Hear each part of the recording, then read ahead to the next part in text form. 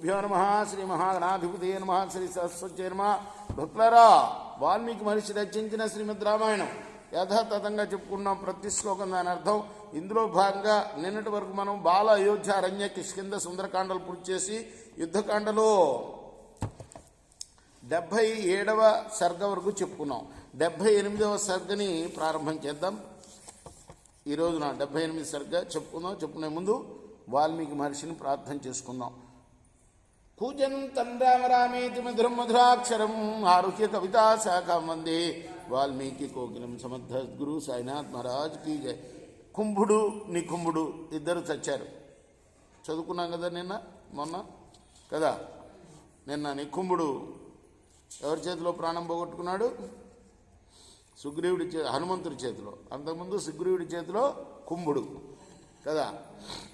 కుంభుడు, నికుంభుడు ఇద్దరు చచ్చిన తర్వాత రావణాసురుడు అగ్నిహోత్రంలాగా మండిపోయాడు. దుఃఖం, కోపం మనస్సులో పెనవేసుకుని పోయాయి. కరుడి పుత్రుణ్ణి మకరాక్షుణ్ణి చూశాడు. అప్పుడు ఆ వెడల్పాటి కనుల వాడిని యుద్ధం చేయడానికి ప్రోత్సహిస్తూ, నాయనా నేను నిన్ను ఆజ్ఞాపిస్తున్నా, సైన్యాన్ని తీసుకొని పో, ఆ రామలక్ష్మణుని వానరుని వధించు అని రావణాసురుడు చెప్పాడు. తాను సూర్యుడిని అనుకుంటూ ఉండే ఆ అహంకారి మకరాక్షుడు తక్షణమే మంచిదని చెప్పి దశగ్రీవుడికి నమస్కారం ప్రదక్షిణం చేసి రాజభవనం నుంచి బయటపడ్డాడు.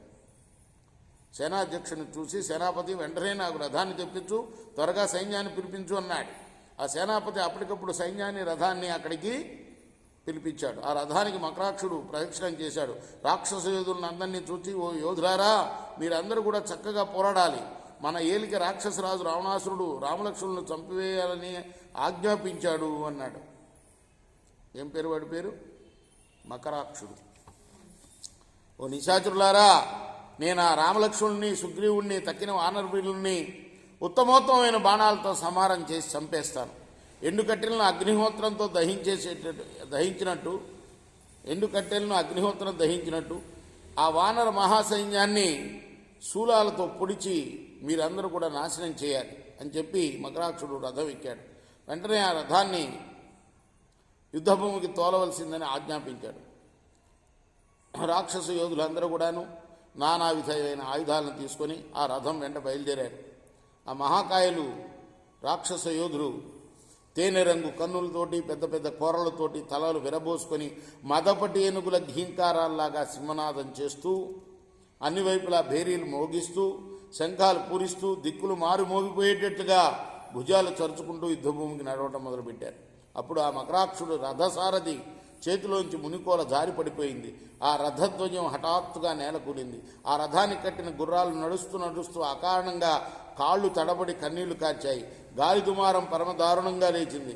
రాక్షస వీరులు ఆ శకునాల గురించి ఏమాత్రం ఆలోచించలా.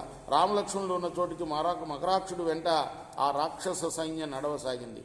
అది వరకు అనేక సార్లు యుద్ధాల్లో గదల దెబ్బలు, కత్తి దెబ్బలు తిన్న ఆ రాక్షస యోధులు మహామేఘాల్లాగా, ఏనుగుల్లాగా, ఎనుబోతుల్లాగా పోరాటానికి సాగిపోతూ నేను ముందంటే నేను ముందని తమ తమ యుద్ధ చాతుర్యాన్ని గురించి చెప్పుకుంటూ శివనాదాలు చేస్తూ యుద్ధభూమికి పోయారు. ఇది 78వ సర్గ. రేపు 79వ సర్గ చెప్పుకుందాం. కృష్ణార్పణమస్తు. సాయి కృష్ణార్పణమస్తు.